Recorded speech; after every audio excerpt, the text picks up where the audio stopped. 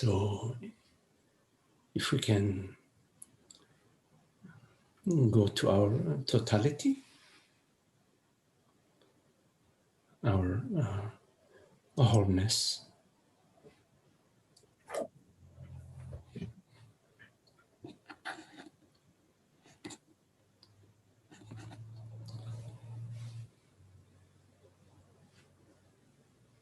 that which we are never apart from, that which we are, this borderless spaciousness of awareness, of consciousness. No borders, no barriers, no membrane between you and yourself, you and the universe, you and the world. One presence, one being.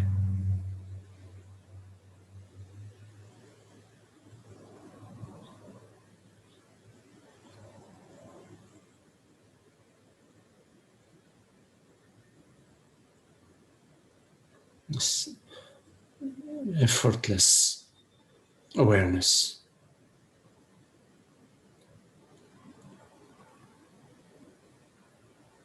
Like the ocean.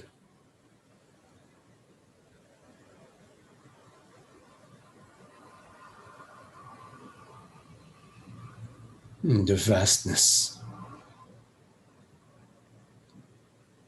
the simplicity, the purity, the clarity of being.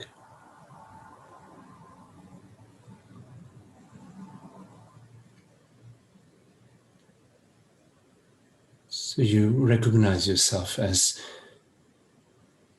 this reality, not a physical reality, not a physical object, but the infinite, invisible reality of awareness, of consciousness.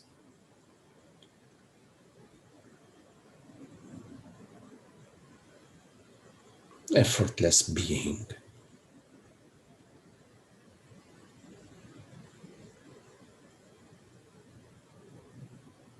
So you welcome your experience as your very self, as you welcome the inhalation and exhalation.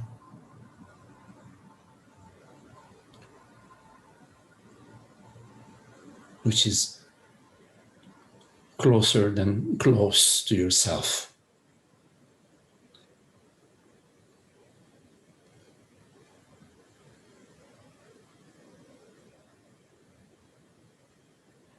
You invite the mind to rest and relax and enjoy this peace.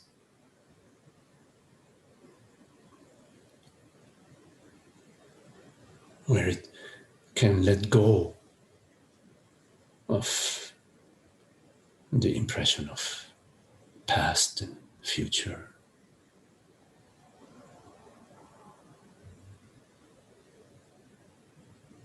Where it can disassociate itself from the burdens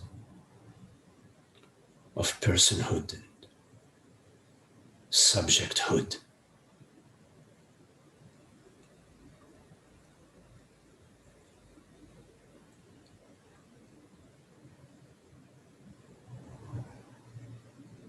You can sense the body, whichever way it's expressing itself. Maybe warmth or coolness. But it's beyond warmth and coolness.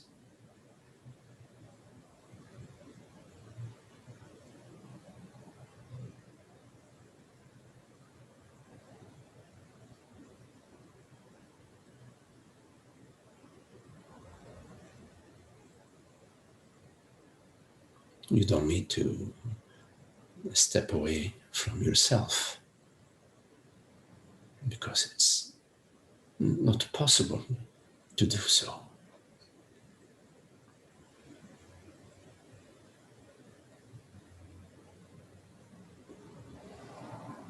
So there's no effort needed in this effortless, aware, awake clarity of being.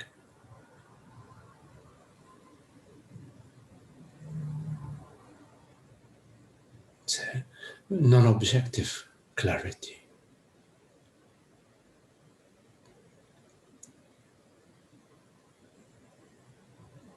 There's no subject and object within clarity.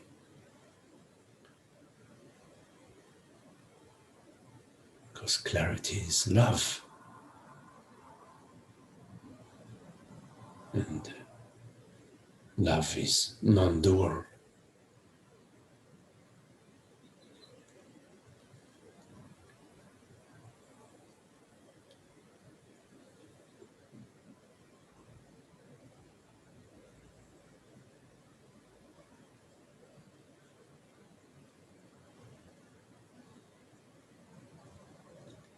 Any movement away from presence is imaginary.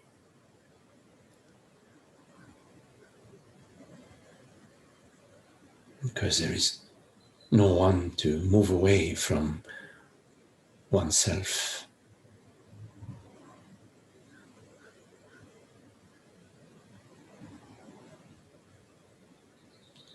Because in God's kingdom, there are no bits and pieces.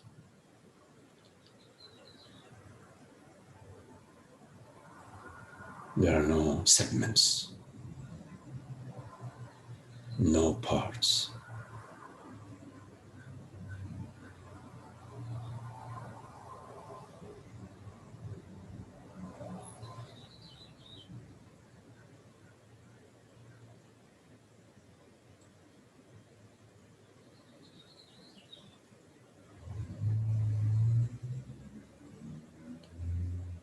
Being available for this understanding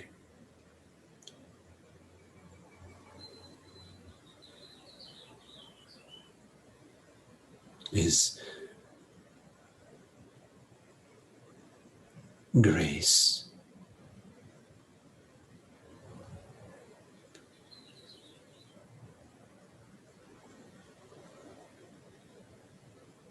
The understanding that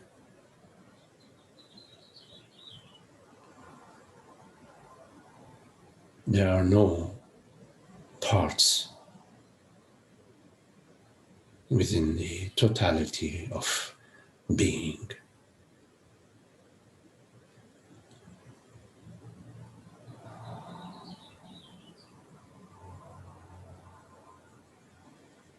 That everyone and everything is this intimacy,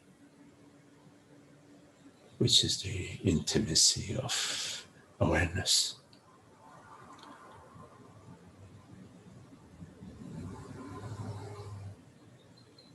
That which neither comes nor goes, neither appears nor disappears. That which is neither male nor female, neither tall nor short.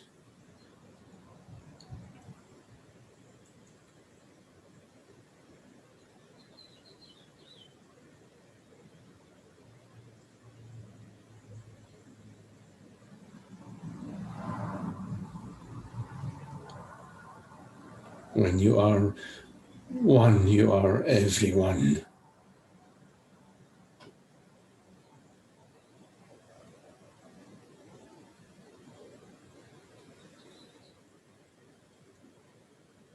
When you are something, you are everything.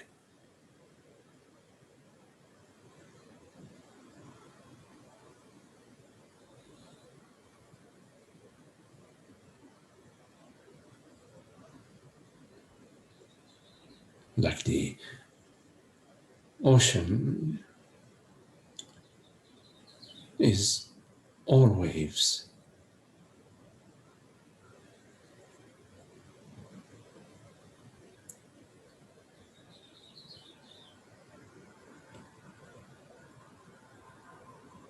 So you can look directly within your being right now, your experience right now,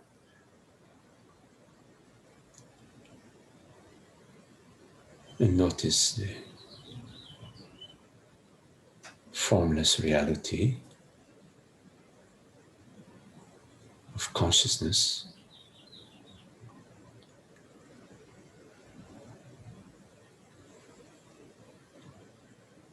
that does not know anything apart from itself. Nothing is apart from itself.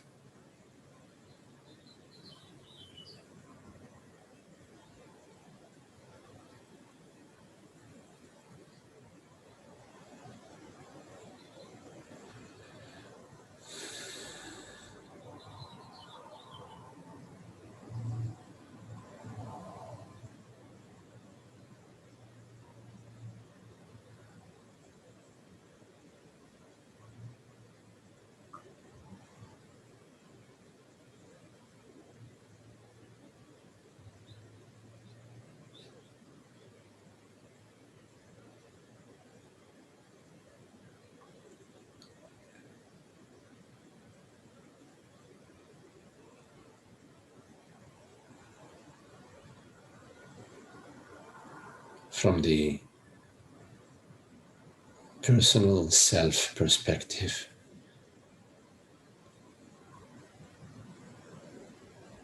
there is the impression of separation, a narrative.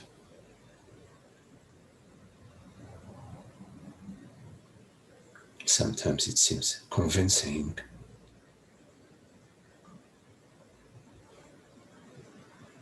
but from the perspective of your direct experience, it's a formless, undivided, indivisible oneness, wholeness, totality of consciousness, of awareness.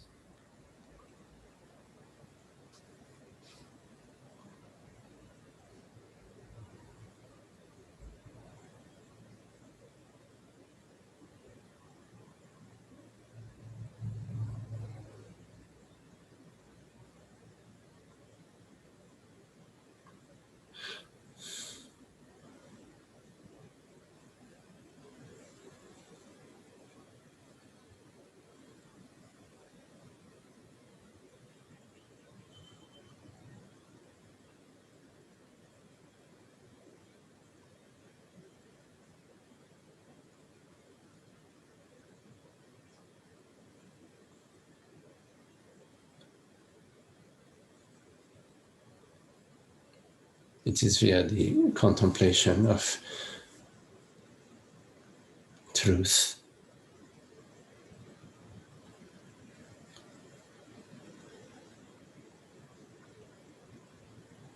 that you are knowingly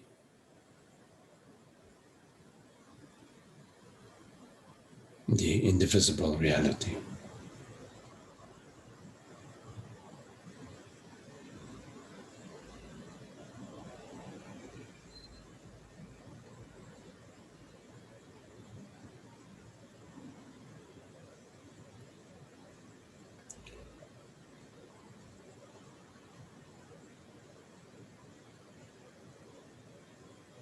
Although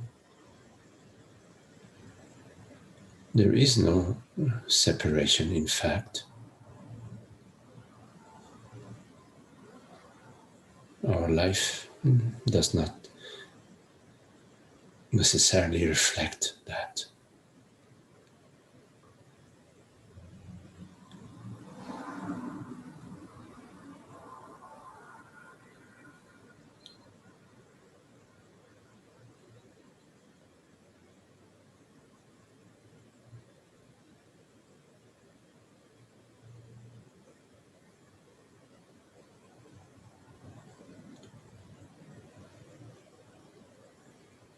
So we bring the understanding in our life.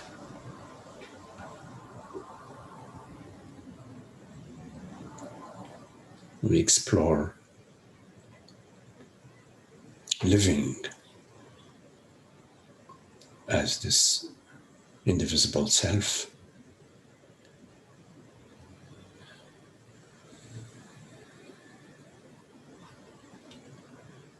so that our life and life in general reflects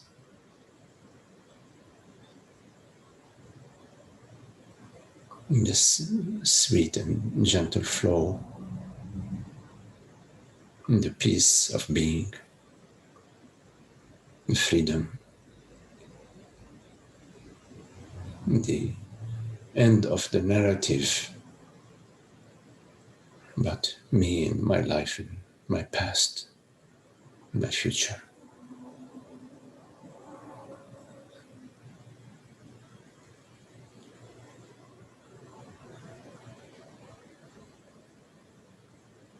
So when I am with you, I am with myself. And when I am with myself, I am with you.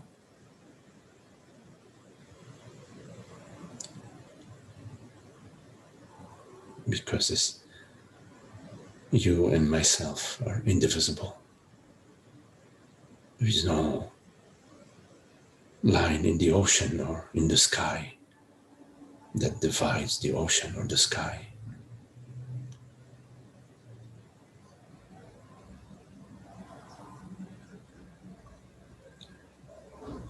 The cloud may appear and we may say, well, there is a sky on that side of the clouds and the sky, this other sky on the other side of the clouds, but it is one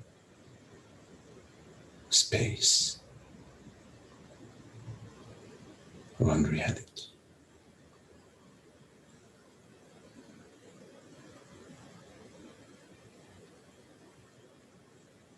And within that reality, there is no personal issues and personal problems. They're just echoes from the past. Like the waves come to the shore and they melt into the shore.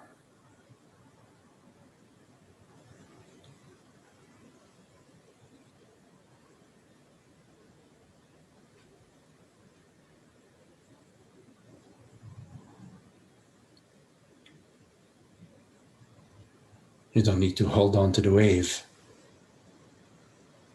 You need to maintain the waviness of the ocean.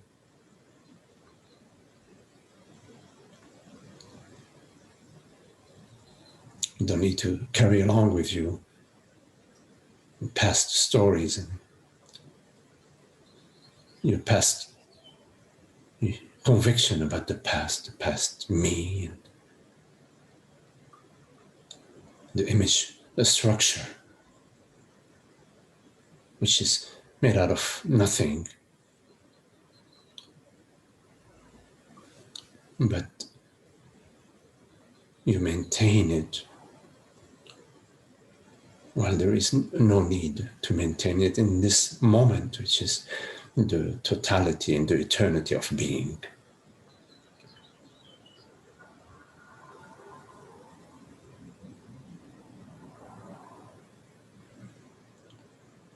Which is infinite.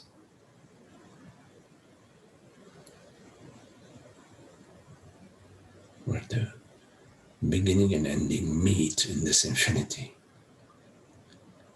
Life and death, creation and dissolution, leaving no trace whatsoever. No trace.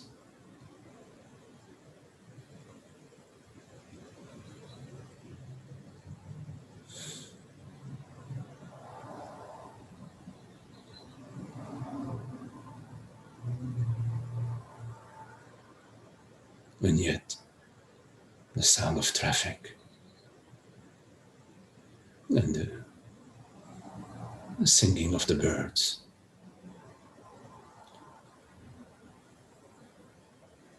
and the warmth of the body.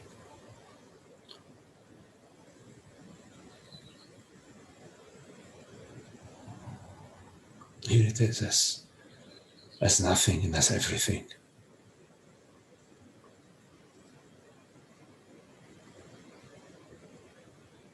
Nothing and everything.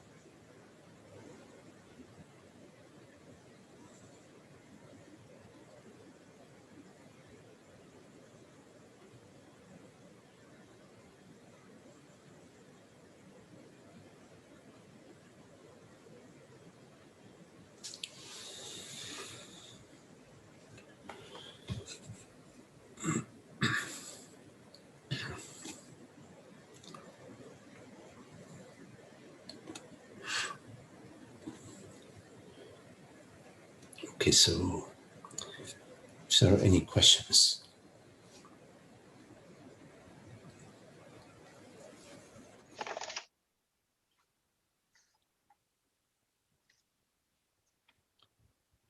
I have one.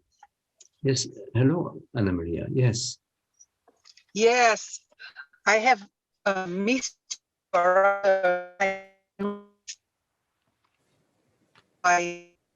in car. Okay. I am not hearing you very clearly. Can you hear me now? Now I do, yes. Can you hear me now? Yes. Oh, good. I mean, thank you. This was very beautiful. So, as I understand, I am, and all these narratives and all these creations, they are there. The moment I know that I am and I don't feed any specific narrative and do not entertain any thoughts, do not feed any ideas, I start to detach myself effortlessly just by acknowledging my eternal self. Is that what you just said? Yes. I would add that knowing oneself as the infinite, invisible reality of consciousness. So, yes, we don't entertain the narrative. I remain I am. And then I turn my attention to the I, and I recognize or I contemplate the I. I contemplate the I, of course, it is the I that is contemplating itself and recognizing itself as the reality of consciousness. and as the universal, borderless reality, the one reality, the one and only reality, formless and infinite. So yes, I do not entertain the narrative. I remain as I am, and I turn my attention to I am, and then I turn towards the I, and I contemplate the reality of I as consciousness, as awareness, as the infinite invisible, and its borderlessness, meaning its universality. Also, I contemplate that the I, which is awareness, consciousness, is not personal. There is no evidence whatsoever that it belongs to Anna Maria or to Magdi or to any body mind. I contemplate that this consciousness, this awareness, is impersonal, universal.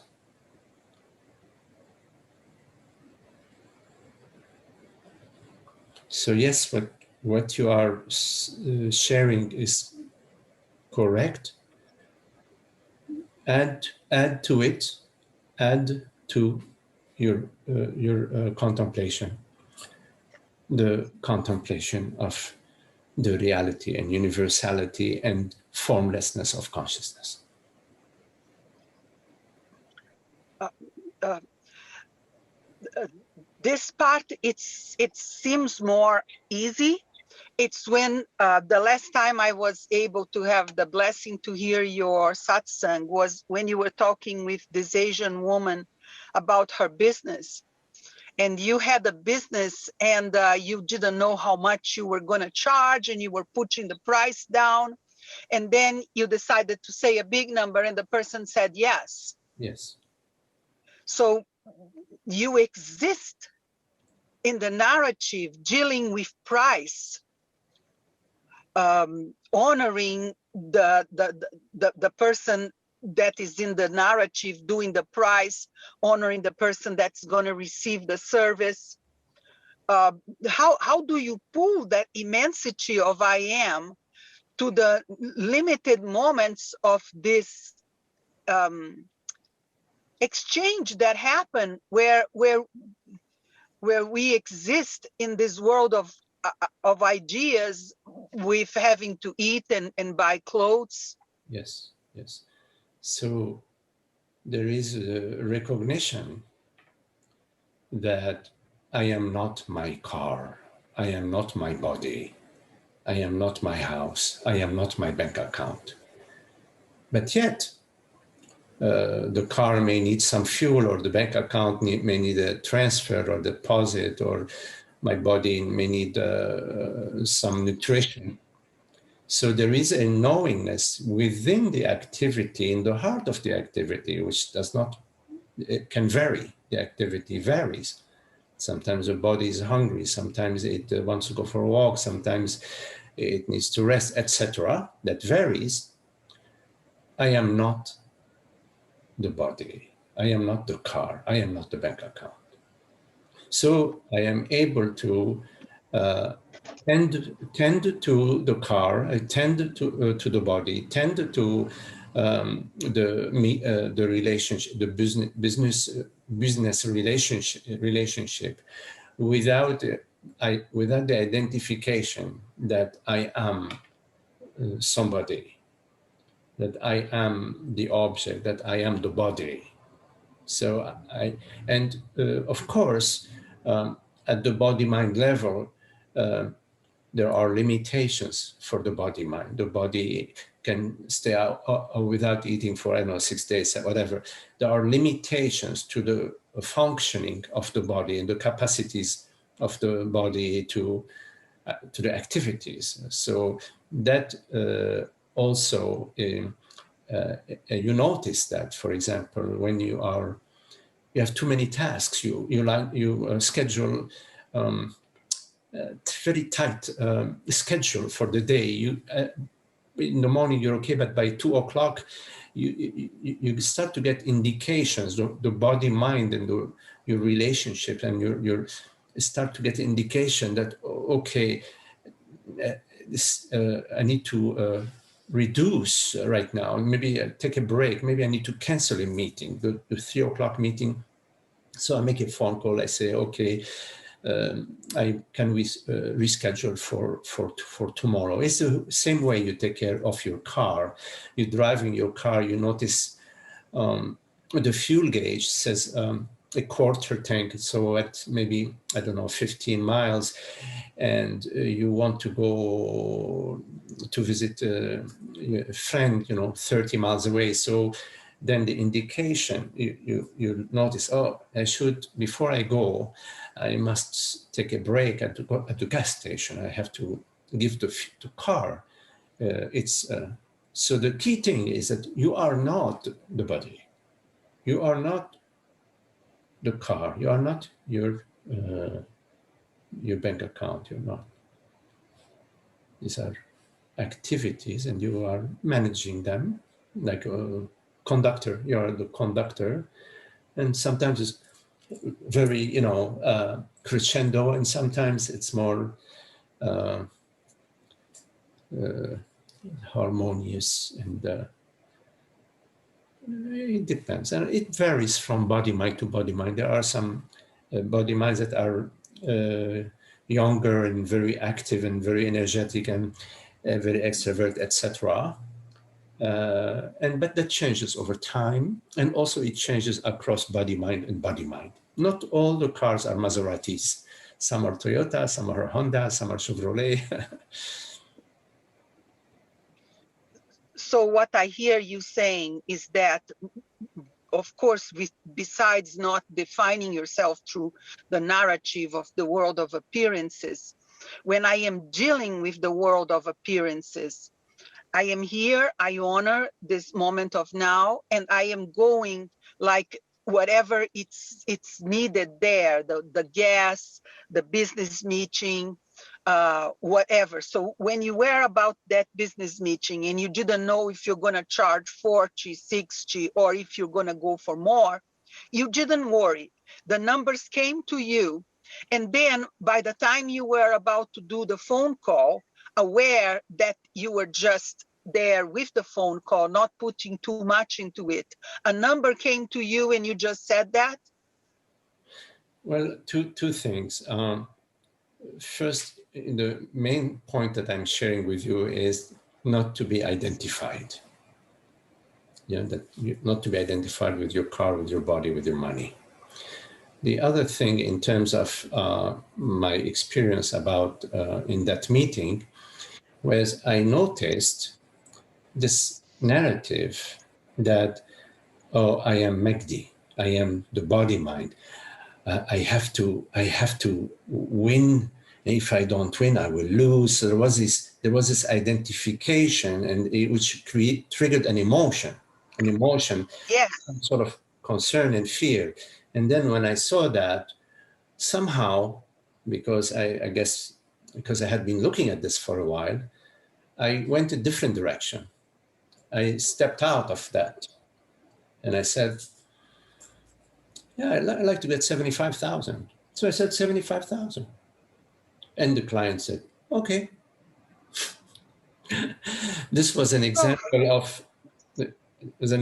of how, when you turn your attention to consciousness, then consciousness turns its attention to you. There is a magical show that you may notice. yeah, I got it. I got it. I know that I got it. Thank you. That is so beautiful. Thank you, Magdi. Okay, Anna. Okay, thank you. Yes.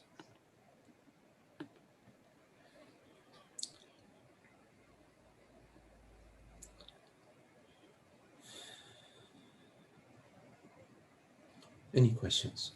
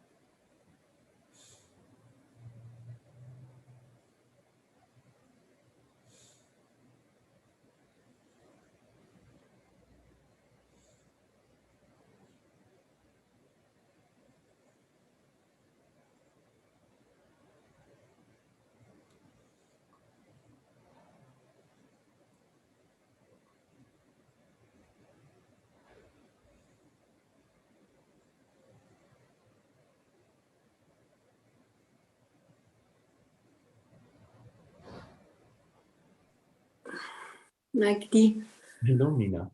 thank you very much for this beautiful meditation and for this clarity.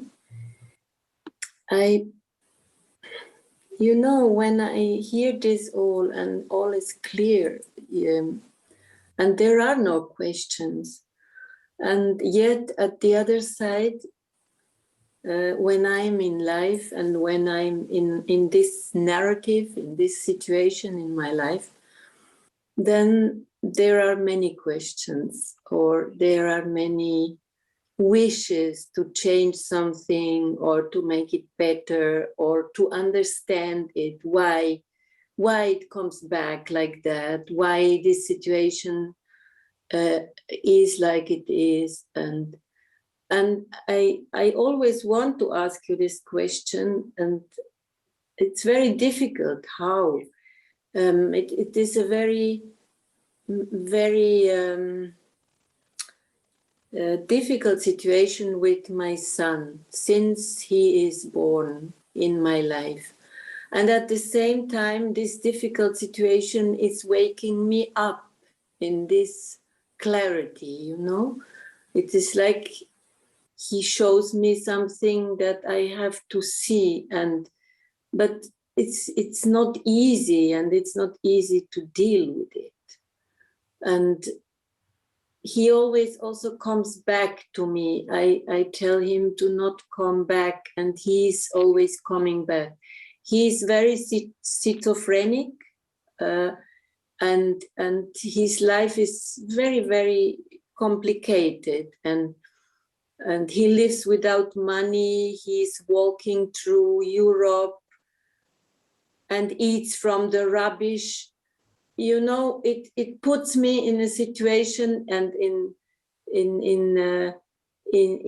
my life where I have to accept things that I don't want to accept, and I ask myself why it comes back and back again and again, and I have to tell him, please go and live your life, but let me live my life. And then it's always come back, you are giving your child away. I don't know even how to tell this, but it's so near when it is someone of. Yes. It is not somebody, it is my son, Yes. And this makes it very, very, very difficult. Yes. And when I hear you in this meditation, it's very clear. This is a story, and this consciousness has made up this story, and this story will disappear like smoke at the end, and nothing will rest. But nevertheless, I'm put inside now, and I have to deal with it. Yes. And I want to put it here in the fire of awareness. And yes. Yes.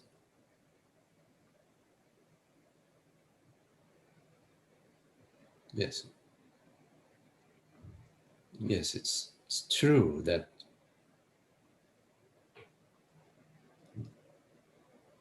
what is impermanent comes and goes, appears and disappears. Fathers, sons, mothers, grandfathers, grandsons, children appear and disappear. The weather appears and disappears. It's true. And yet, here it is, for now, there is this opportunity to love, to express the love, to live the love. Not just with your son, but in everything that you do, everything that we do. So with your son, with our children, they're right there, in our life. So we express the love in so many ways. By our wise advice, by our good example, by our helping them sometimes materially, by having a relationship with them where we are sort of a mentor in a way, up to a certain point, yes. But in some cases, like the way you are saying, you may not have all the options that you may have with this a different son, that behaves differently and that relates with you differently. So you are facing the situation you are facing, but you still have the opportunity to love. It can be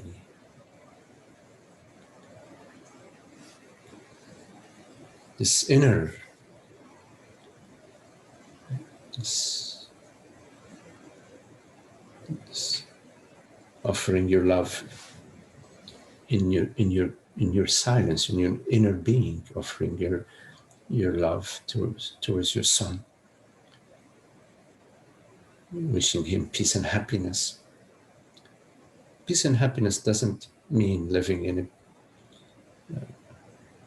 a certain large house and having money and having a relationship. Peace and happiness is peace and happiness. Peace and happiness is just itself. So we can, wish peace and happiness and extend the peace and happiness towards our son and towards everybody, but towards your son in particular, so that the love that you are, the love that we are, the love that consciousness is, can guide him, can be available to him in his place, in his space of being. So it can appear to him, whichever way it can appear to him, in some situations that may be very, very difficult. There are people sometimes who express that the greatest freedom and the greatest insight they had was when they had a divorce. And some people say, okay, well, to get enlightened, you need to get divorced. Some people lost a lot of money, and that helped them to come to a certain freedom, a certain clarity, and a certain joy. So some people say, oh, well, to be happy, you have to lose a lot of money. No. We don't know what form, God takes. Actually, God takes all forms, all forms. So there are two things. There is the identification. I'm the mother. I'm supposed to all the rules and regulations. The ideas that we have about ourselves, about our children, about our role, about their role. All of that. Cultural, societal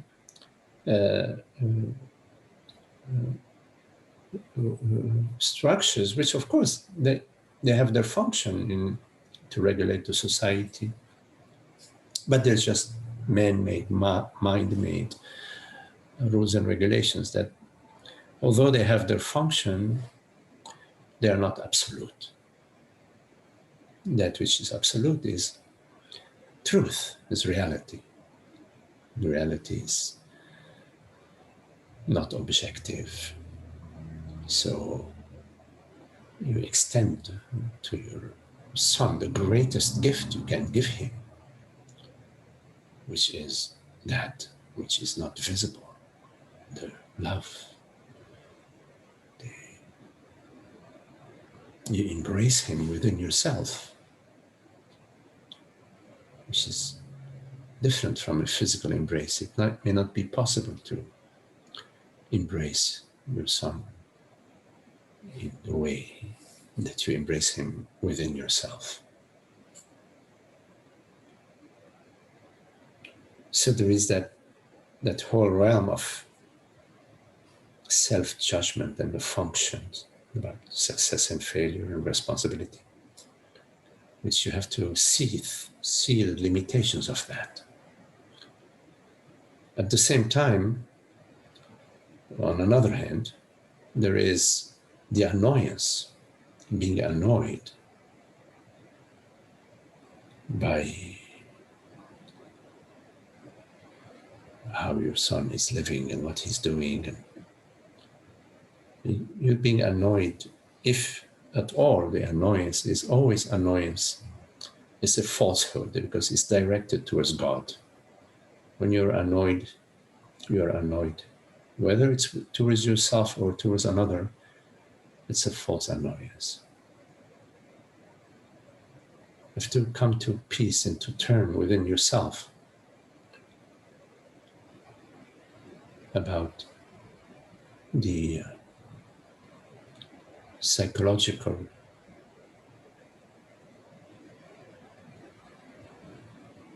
luggage.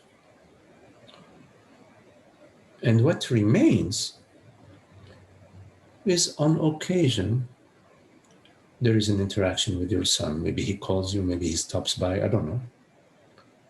But that's occasional, and then you deal with it. Somebody knocks on your door, they're selling a vacuum cleaner. You deal with it. Right? You may buy the vacuum cleaner and put it in the closet and never use it, and say, okay, I just wasted $100. Or you may have a little chat with the vacuum cleaner salesperson and then say goodbye. So you deal in an objective way, in a functional way with the situation. In this case, it's not a vacuum cleaner salesperson, it's your son. Your son is similar to the vacuum cleaner's salesperson, because we love the vacuum cleaner salesperson like we love our son. But of course, you have your vacuum cleaner salesperson visits you once every 10 years, but your son may visit you every 2 weeks or every month, I don't know. But in a way, it is similar. The love is the same. The love is the same. So we hold in our heart, because you have your son, particularly your son, is a certain situation, he needs the love, it's a call for love, so you embrace him within yourself, within your being, you embrace him. So that is available to you. And what you don't embrace is your psychological stories and your psychological identity. That you recognize. You recognize that, which is okay. It's just old rubbish, old baggage we all have. You recognize it. If you don't recognize it, it operates. Okay. It Can I get other things before I go there? Yeah, I'll be coming up here right now. Or would you like me to wait there? You can come get it. You can come back. Okay. Magdi, can you? unmuted everybody. You may have to unmute yourself. Yes, thank you. Yes. Okay. So you follow what I'm sharing? Yes, I follow. I follow very good. Now, if you're anticipating, it's like I'm driving my car, I have a full tank of gas, but I'm anticipating, oh my God, I'm going to run out of fuel in 300 miles or 400 kilometers. That's anticipation. Yes. Anticipation has nothing to do with presence. It has to do with some mind activity with a me and some scenario. So you don't need to anticipate, because if you're anticipating, then you're not fully resting. And if you're not fully resting, then you are not fully loving.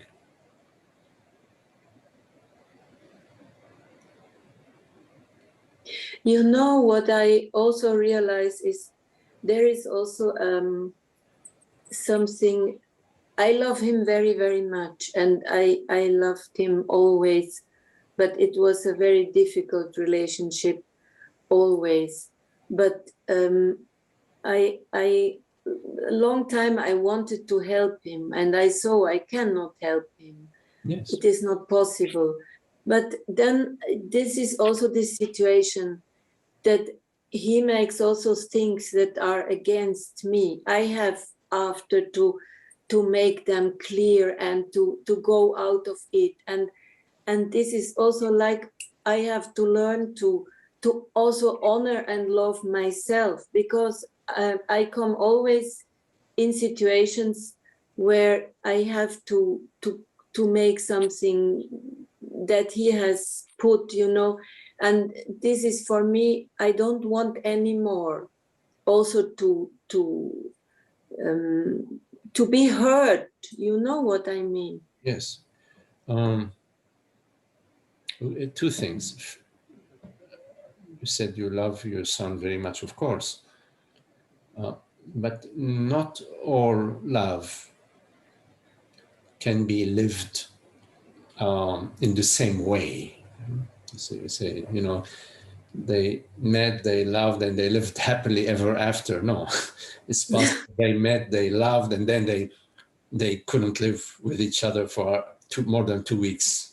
The love is still there, but not all love is possible to be lived. Yes? Yeah. Now, if your son is an adult, then he has adult responsibilities. He shouldn't be falling on you. And I don't know what sort of entanglement you have with him. If you have an entanglement, besides being his mom, which is already entanglement enough, if there are other entanglement, I don't know, financial entanglement or entanglement with where he lives, etc., you need to take a look at that, because it is, if it works, then it's working. But if it doesn't work, then you need to make some changes. It sounds to me like you are describing situations where it doesn't work.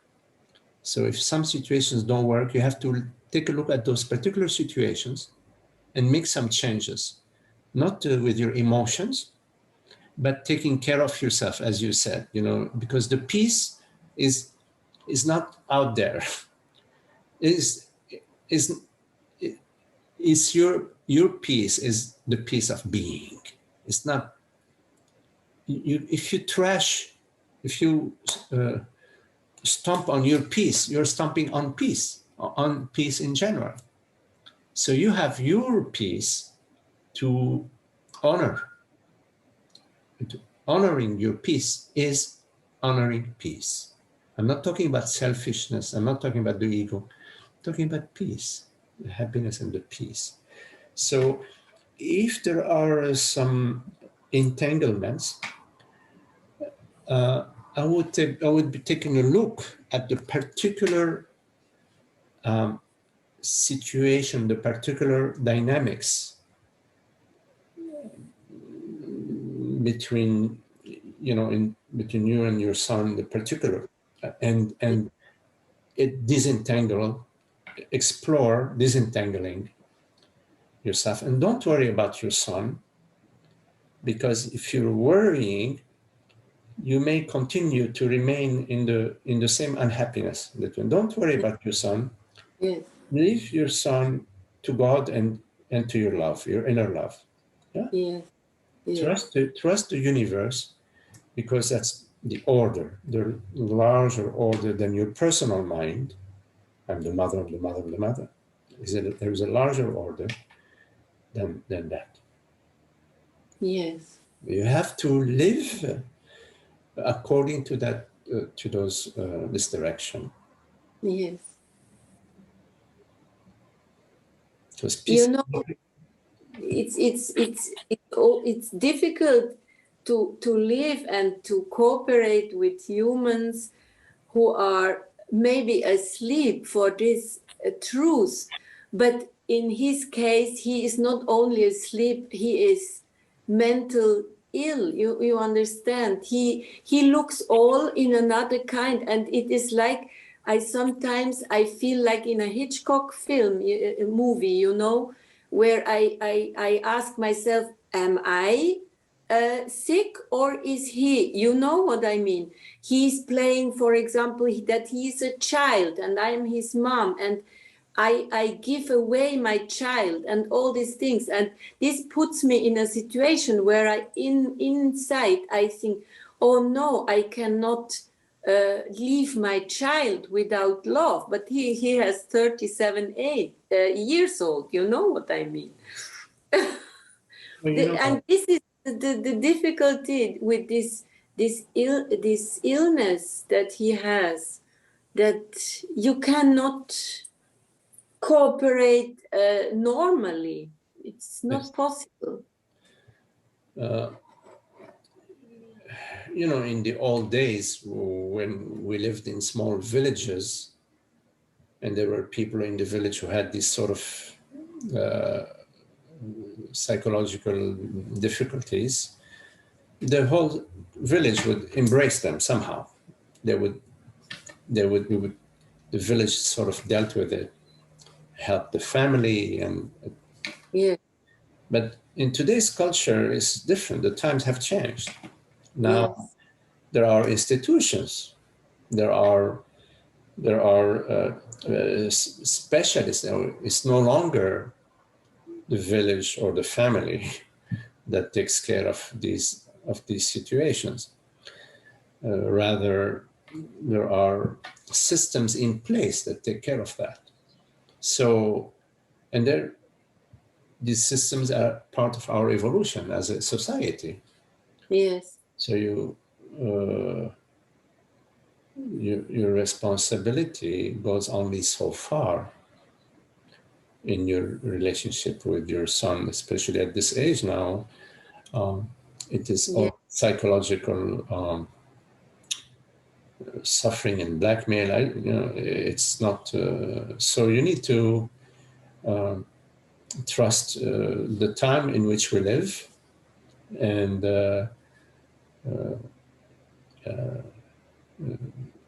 so go in that direction as opposed to the whole thing about failing mom or whatever. All that is nonsense. Yes. Yes. No, I have really to let it go and to give it, like you said, to give it to consciousness, to God, and to know that not me as me is looking for him, but consciousness is looking for him. Absolutely. I think there is the knot. Yes. Trust the universe, trust consciousness. Yes. Absolutely. Yes. It's much bigger and much more creative than the personal mind, than this whole idea that I, me, Yes. whatever that is. No, it's a divine order that's orchestrating everything. Orchestrating this meeting right now. Everything is being orchestrated as a divine order. And we are this divine order. We recognize the divine order. If we don't recognize the divine order, we're recognizing me, my story, my life, I'm good, I'm bad, I'm a good mom, bad, whatever. No, that's a false narrative, because in fact our experience is the experience of consciousness. So you have to trust consciousness. If you don't, then you will spin and spin. I do very much. And the last years, this inner awakening more and more, this makes that I am alive and that I feel not so bad. Otherwise, I would also be crazy with this story. Absolutely. When we are in the contemplation of truth, then the path in our life goes from more and more happiness, more and more peace. Yes. And this is very important for the universe. It's very important for all of humanity to have this availability within the society, within the culture, within the human experience, that there is the experience of causeless joy, causeless peace. It's very important. Yes. It's like in the forest, there is a spring. It's very important that there is a spring, because all the water flows from the spring. It's very important that there is Yes, yes. that.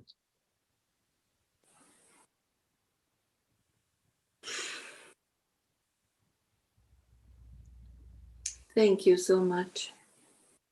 Yeah, it's all good, Nina. So good.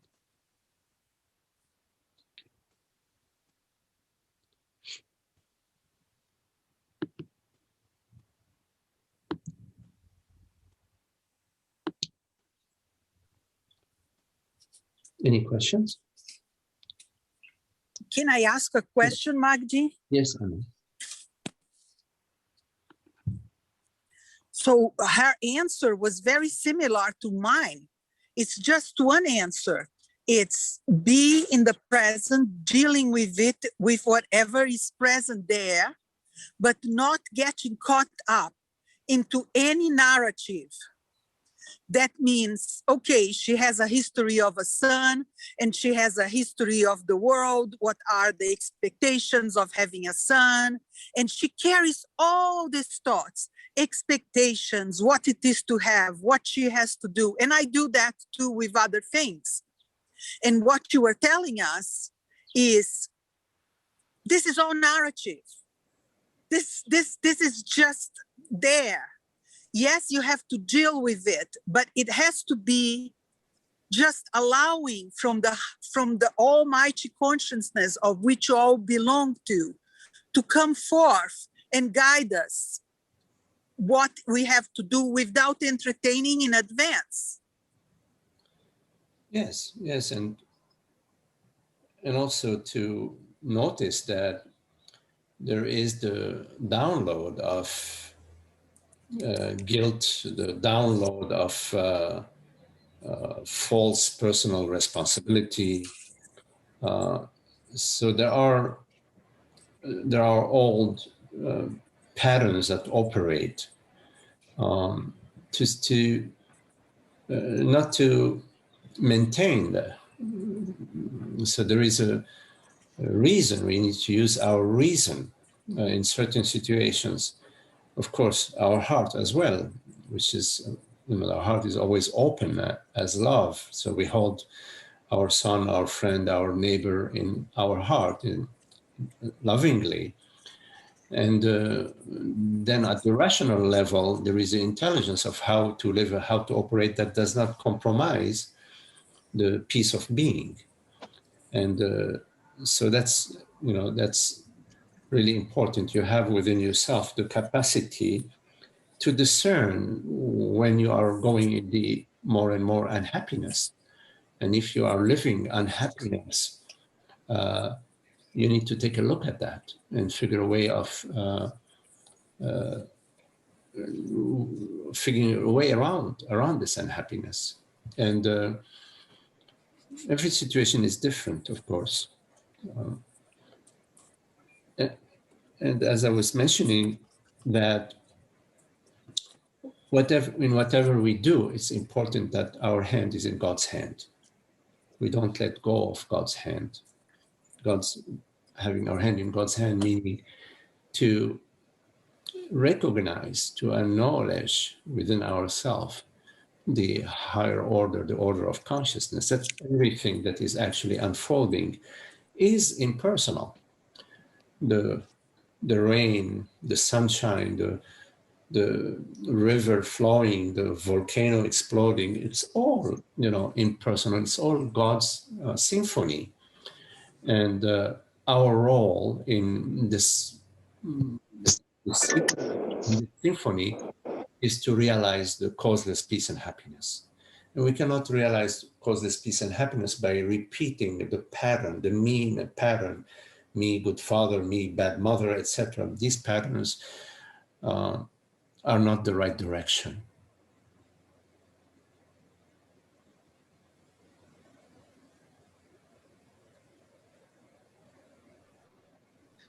So the most important. Oh, I'm not hearing you, Anna. Just as much as possible, just be practicing just the infinity of all there is, bringing it to every moment. Can you repeat that last thing you said, Anna? The most. Oops, you froze.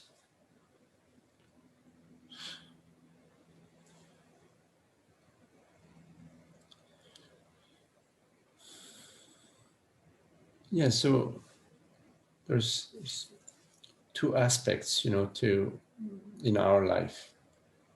First is the understanding that I am this aware presence. And as this aware presence, it's universal. It's not a personal presence. And the other aspect of our life is to live according to this understanding. And in our life, every situation is different. How to live the understanding that I refers to universal consciousness, to explore that. Because I, referring to the mother, is referring to the body. So there is the body with its function, but the body is limited. It's limited. Its functioning is limited. Obviously, in some cases, the body cannot deal with the son or with the mother or with the husband or with whatever. So that's a limitation of the body. It's very important that you don't identify yourself with the body, that you recognize yourself as consciousness, and you acknowledge the capacities of the body and the limitations of the body. So if you identify yourself with the body, then you're identifying yourself with emotions. You're going to be experiencing guilt, fame, pride, depression, disillusionment, etc. Because you're identifying yourself right from the beginning with a limited body mind. So you are immediately prone to the negative emotions. As soon as you identify yourself with an object, any sort of object, as a mother, a great object, or a great father, it's still an object. When you identify yourself with an object, you have planted the seed of suffering. It's right there. It's just waiting for every opportunity to sprout, the unhappiness to sprout, because the seed of unhappiness is right there, planted within you. So very important you are managing the body with its limitations. Every body has a different limitation, different situation. Okay, every body mind has a different limitation, and it changes. But that which you are is not that.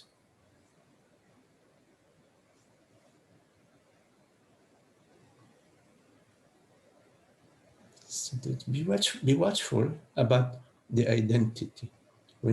How you referring to I, how you refer to I, there's no problem with, yes, the body is called Magdi, he's a father, he has 2 kids, blah, blah, blah, etc. Not a problem. But I is consciousness. I manage my car, I manage my house, I manage the body, I manage the relationship. And I don't know how it's going to go. It may be, as we said before, a love that lasts 100 years, it grows more and more and more. It could be a great love that lasts a week and then it goes to disaster. Could be. It's possible. People meet, they love, they're in love, and after 2 weeks, a year, whatever, they say, I cannot continue. This doesn't mean there is no love. Of course there is, but it's not possible to live all the love the same. I mean, look at society. You think everybody's having the same relationship with their children? Every house you go to is different. Every house, every house. You go in your neighborhood, 10 houses, you find 10 different stories, 10 different dynamics, 10 different psychological things, different. From the outside looks, oh, how beautiful and so on. But it's not like that. It is very practical. Why? Because body minds are limited.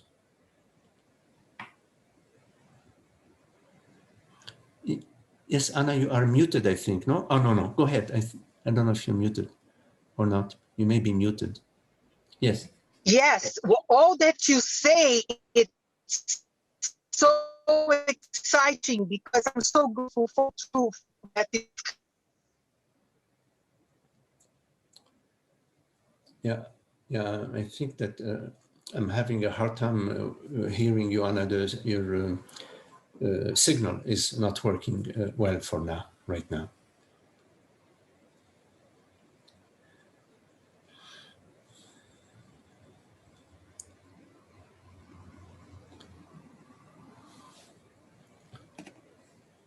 Now people say that I have learned.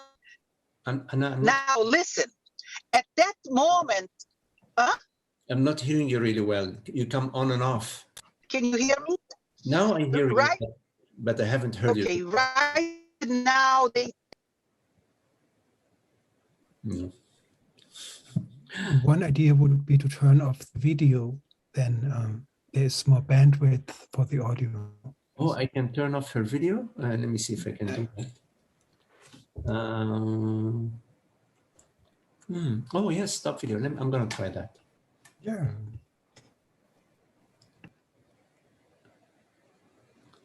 Okay, I did. Thanks, Holger. Let me see, she's muted.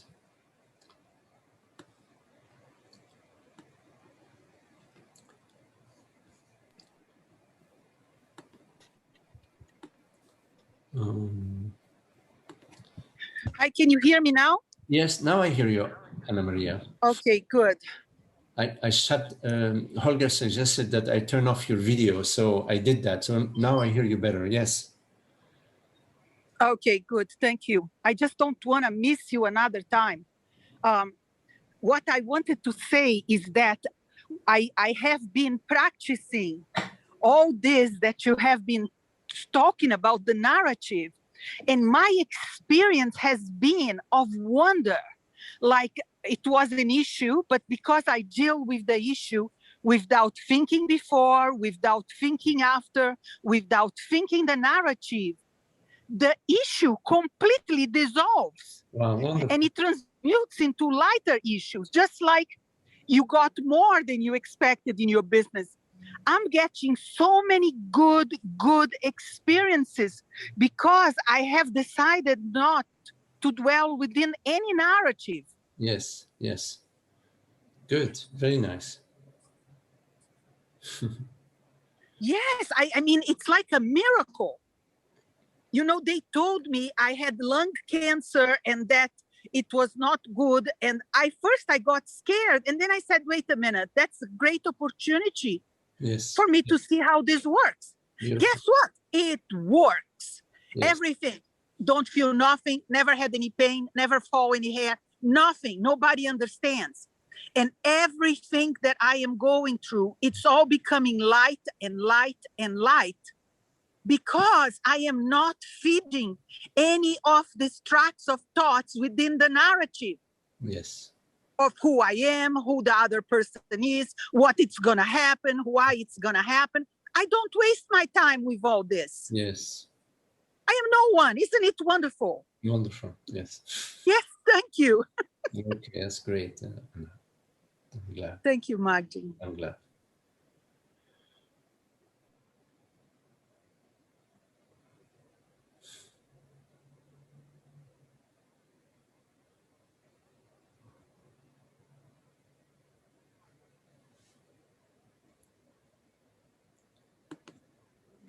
Thank you, Holger, for that that tip. It's a good tip.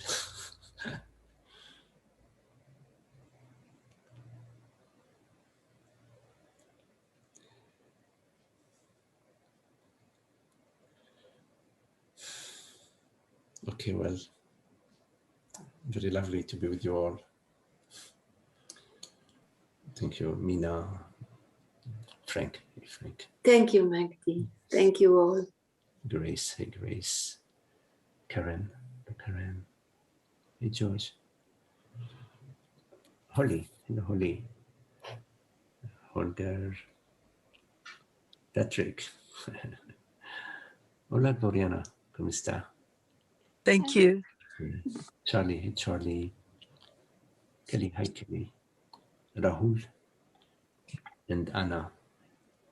Thank you. Lovely to be with you all. Thank you. Thank you, Magdi. Okay. Thank you, Magdi. Thank you very much to all.